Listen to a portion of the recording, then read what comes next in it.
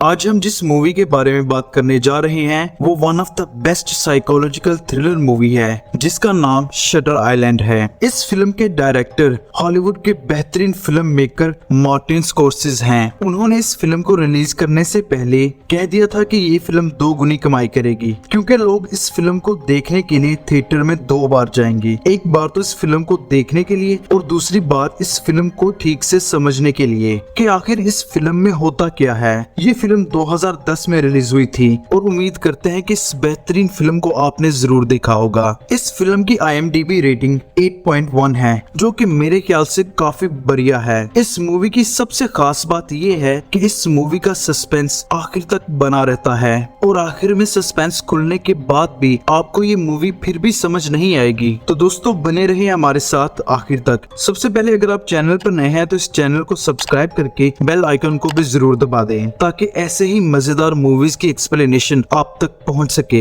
चलिए अब बिना किसी देरी के चलते हैं सीधा मूवी की तरफ। दोस्तों ये फिल्म ज्यादातर टेडी डेनियल्स या एंड्रयू लेटिस के इर्द गिर्द घूमती है क्योंकि यही कैरेक्टर पूरी फिल्म की जान है। इस फिल्म के सारे सीन्स 1950s के शटर आइलैंड के हैं जहां पर एशक्लिफ हॉस्पिटल में जहनी बीमार लोगों का इलाज किया जाता था और ये इलाज 2 मेन डॉक्टर्स के जरिए होता था जिनमें से एक का नाम डॉक्टर कॉली होता है जो कि खतरनाक मरीजों को ड्रग्स और एक थेरेपी के जरिए मरीजों को ठीक करने पर यकीन रखता है, जबकि दूसरा डॉक्टर जेरेमिया है जो मरीजों की सर्जरी करके उन्हें ठीक करने पर यकीन रखता है। सर्जरी में मरीजों को दर्द से गुजरना पड़ता है जिसके चलते डॉक्टर कॉली इस असाइलम के सबसे खतरनाक मरीज यानी एंड्रयू लेटिस पर एक थेरेपी परफॉर्म कर रहे थे ताकि ये साबित किया जा सके कि बिना सर्जरी के भी जहनी बीमार लोगों का इलाज किया जा सकता है। ये दरअसल एक शॉक थेरेपी है जिससे एंड्रयू के सबकॉन्शियस माइंड को एक झटका लगेगा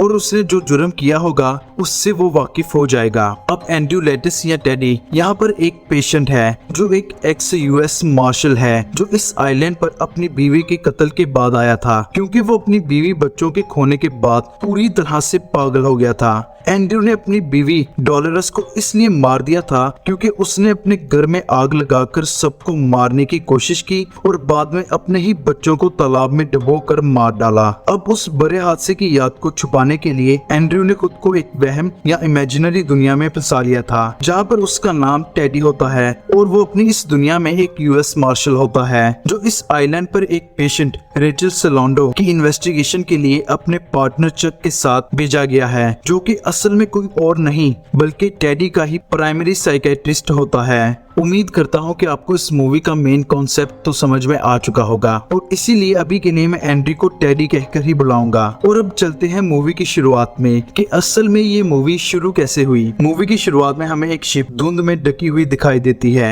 जिसके ऊपर हमें 2 लोग यानी टेडी और चक दिखाई देते हैं जो कि सीधा शटर आइलैंड की तरफ जा रहे थे। यहाँ पर टेडी के दिमाग ने एक छोटी सी कहानी बना ली थी कि इस आइलैंड पर खौफनाक कातिल और पागल लोगों का इलाज होता है और उसको एक मिसिंग पेशेंट रेचल सलोंडो को ढूंढने के लिए अपने न्यू पार्टनर चक के साथ भेजा गया है। उसके बाद टेडी को दिखाया जाता है और उसे देखने से ऐसा लगता है कि जैसे उसे पानी से काफी डर लगता है क्योंकि वो लगातार उल्टी कर रहा था जिससे उसकी तबीयत भी काफी खराब होती जा रही थी। लेकिन टेडी खुद को संभाल कर वापस शिप पर जाता है और चक उसकी हालत देखकर उसे संभालता है। आपस में बातचीत करने के दौरान टेडी चक को ये बताता है कि उसकी बीवी घर में आग लगने की वजह से मारी गई थी। उसके बाद चक उसे अपनी बातों से फिर से संभालता है और ऐसे ही ये लोग शटर आइलैंड पर पहुंच जाते हैं जहां पर शिप का कैप्टन उन्हें बताता है कि यहाँ पर एक बहुत बड़ा तूफान आने वाला है। आइलैंड पर उनकी मुलाकात होती है डेप्यूटी वार्डन मैकफरसन से। अब टेडी के जहनी बीमार होने का सबूत हमें इस बात से मिलता है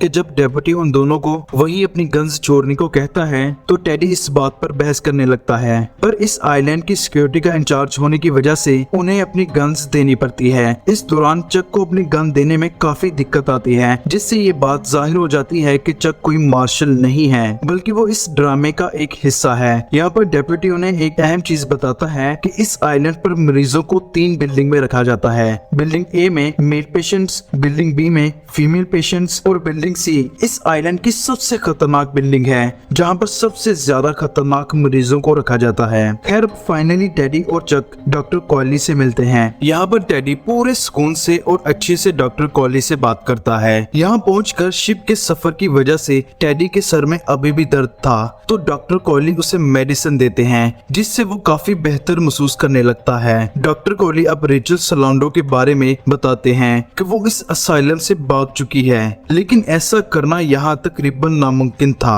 उसका गुनाह ये था कि उसने अपने 3 बच्चों को डुबोकर मार डाला था और उसके बाद उसके दिमाग की हालत बिल्कुल खराब हो गई और वो इस बात को मानती ही नहीं थी कि उसने अपने बच्चों को मार डाला था। दरअसल यहाँ पर ये बात बोलकर टेडी के सबकॉन्शियस माइंड को ये बताया जा रहा है कि ये सब उसके साथ हो चुका है। अपनी इन्वेस्टिगेशन के दौरान टेडी बाहर आता है, जहाँ पर गार्ड्स रेचल को ढूंढ रहे थे।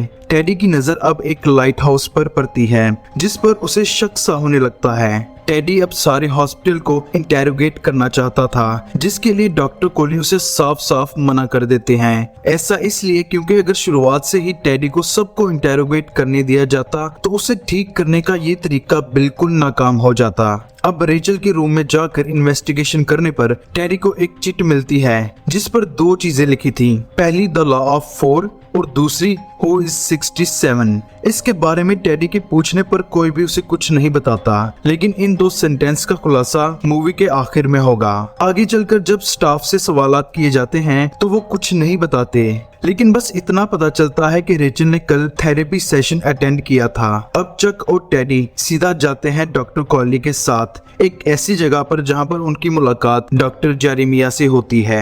यहाँ पर टेडी डॉक्टर जेरेमिया से बातों बातों के दौरान गुस्से में आ जाता है, क्योंकि कोई भी उसके सवालात का ठीक से जवाब नहीं दे रहा था, और इस वजह से टेडी ये फैसला करता है कि वो ये रिपोर्ट वापस भेज देगा और बस हो गया उनका काम खत्म। लेकिन सोते टाइम चक टेडी को इनडायरेक्टली ये कहकर रुकने के लिए मना लेता है कि उसने कभी कोई केस अधूरा नहीं छोड़ा, और ऐसे ही बातें करते करते टेडी सो जाता है। लेकिन रात को टेडी नींद से जाग जाता है और उसके हाथ में सीलिंग से टपकता पानी आ रहा था, जिससे उसके हाथ कांप रहे थे। अगली सुबह फिर से डॉक्टर कोली से टेडी सवालात करने लगता है कि रेचल सलांडो है कौन। डॉक्टर कोली उसे यही बताते हैं कि रेचल को ड्रग्स के ऊपर रखा गया था।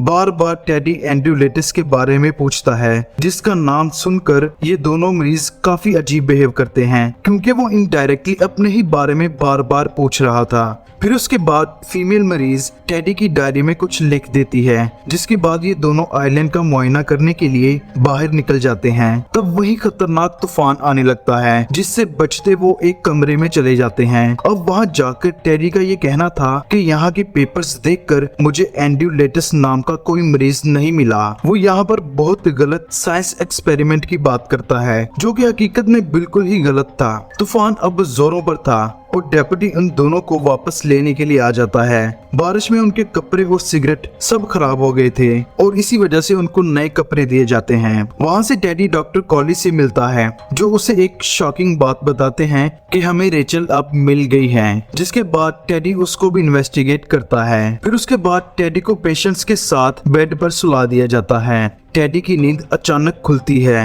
नींद खुलते ही वो देखता है कि चारों तरफ अफरा तफरी मची हुई है, क्योंकि पिछली रात एक भयानक तूफान की वजह से सारे जनरेटर्स खराब हो गए थे और दरवाजा खुलने की वजह से सारे मरीज इधर उधर भाग रहे थे। अब इस मौके का फायदा उठाते हुए चक और टेडी बाहर आते हैं और वार्ड सी में जाने लगते हैं, जहाँ पर खतरनाक मरीजों को रखा जाता है। अब वार्ड सी में जाकर एक पेशेंट टेडी को तंग करने लगता है और टेडी उसके पीछे अंधेरे में भागने लगता है। वो इतने गुस्से में आ जाता है कि वो इस पेशेंट को जान से ही मारने की कोशिश करता है। तब एक गार्ड और चक की मदद से उन दोनों को छुड़वाया जाता है। फिर टेडी असाइलम में इधर उधर घूमने लगता है। वहाँ उसे एक पेशेंट मिलता है जो उसे सच बताने की कोशिश करता है, जिसकी वजह से टेडी चक पर शक करने लगता है। चक बार बार टेडी को लाइट हाउस जाने से रोकता है, क्योंकि वो स्टेप थेरेपी के आखिर वाला स्टेप था। वो चक को वहीं रुककर इंतजार करने को कहता है, लेकिन अगले ही सीन में चक उसे नीचे चट्टानों पर गिरा दिखाई देता है। लेकिन ये सब बस एक वहम ही था। दरअसल असल में हुआ ये था कि चक वहाँ से चला गया था। नीचे आने पर पर टेडी को चक नहीं मिलता, पर उसे वहाँ एक केव दिखाई देती है जिधर से बाहर की तरफ रोशनी आ रही थी। टेडी वहाँ से बाहर आता है और वापसी पर रास्ते में उसे डेप्यूटी मिलता है जो टेडी को वापस असाइलम ले जाता है। टेडी डॉक्टर कॉयली को ये पूछने जाता है कि आखिर इस आइलैंड पर चल क्या रहा है, लेकिन डॉक्टर कॉयली ये देखकर काफी हैरान हो जाते हैं कि आखिर टेडी इतनी देर तक था कहाँ। टेडी कहता है कि मैं अपने पार्टनर के साथ यहाँ से जाने लगा हूँ, जिसके जवाब में डॉक्टर कॉयली कहते हैं कौन सा पार्टनर, तुम यहाँ पर अकेले आए थे। टेडी बिल्कुल एक मरीज जैसा बिहेव करने लगता है। अब टेडी स्विम करके उस लाइट हाउस की तरफ जाने लगता है और वहाँ से एक सिक्योरिटी गार्ड को बेहोश करके उससे उसकी गन ले लेता है। हालांकि इस गन में कोई बुलेट नहीं थी। और दोस्तों अब यहाँ पर खुलते हैं असली राज। यहाँ पर डॉक्टर कॉयली टेडी को उसकी जहनी बीमारी के बारे में सब बताते हैं, जिसको टेडी मानने से इनकार कर देता है। डॉक्टर कॉयली साफ साफ टेडी को ये कहते हैं कि वो पिछले 2 सालों से हमारा मरीज है और हम उसका अपनी थेरेपी के जरिए इलाज कर रहे हैं। अब एंड्रयू लेडिस या फिर टेडी चक के बारे में पूछने लगता है, पर तब पीछे से चक अच्छा खासा सूट बूट पहन कर आता है, जिसे देखकर टेडी हैरान रह जाता है और उससे पूछता है कि तुम हो कौन। तब चक बताता है कि मैं पिछले 2 सालों से तुम्हारा साइकेट्रिस्ट हूँ। अब गुस्से में आकर टेडी डॉक्टर कॉयली पर बंदूक चला देता है, लेकिन वो गन एक नकली गन थी। एंड्रयू को अब अपना पास्ट याद आने लगता है कि कैसे उसकी बीवी ने अपने बच्चों को डुबोकर मार डाला था और फाइनली उसे सच्चाई का एहसास होने लगता है और वो बेहोश हो जाता है। होश में आने पर एंड्रयू को डॉक्टर कॉयली यही कहते हैं कि उसे सच कबूल करना होगा, वरना वहाँ वो बाकी सब डॉक्टर्स को उसकी सर्जरी करने से नहीं रोक सकता। अब फाइनली एंड्रयू लेटिस को सच मानना पड़ता है, जिसके जवाब में डॉक्टर कॉयली उसे ऐसा बताते हैं कि उसके साथ ऐसा कई बार पहले हो चुका है और वो बार बार रीसेट हो जाता था। अगले सीन में डॉक्टर शीहान यानी उसका साइकेट्रिस्ट फिर से उसकी बगल में चक बनकर बैठ जाता है और वो पूछता है कि बॉस आगे क्या करना चाहिए, जिसके जवाब में एंड्रयू लेटिस कहता है कि हमें अच्छे से इस आइलैंड को देखना होगा और यहाँ बहुत गलत काम हो रहे हैं। ये बात सुनकर डॉक्टर शीहान यानी उसका साइकेट्रिस्ट दूसरे डॉक्टर्स की तरफ इशारा करके उन्हें बताते हैं कि ये थेरेपी काम नहीं आई और ये सब एक्सपेरिमेंट नाकाम हो गया।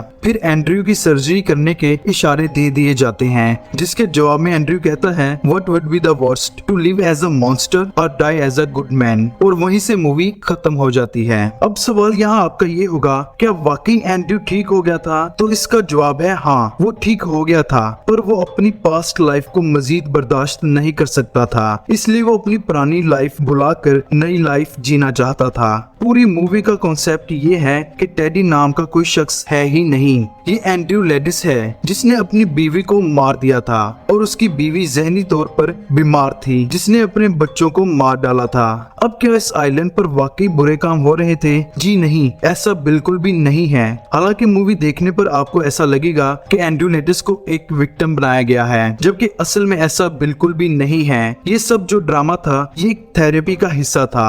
और दोस्तों ये थी मूवी शटर आइलैंड। मूवी मुझे जाती तौर पर बहुत पसंद आई है और अगर आपको मूवी की एक्सप्लेनेशन पसंद आई हो तो इस वीडियो को लाइक करना ना भूलिएगा। चैनल पर नए हैं तो इसे जरूर सब्सक्राइब करिएगा। मिलते हैं अगली वीडियो में अगले टॉपिक के साथ।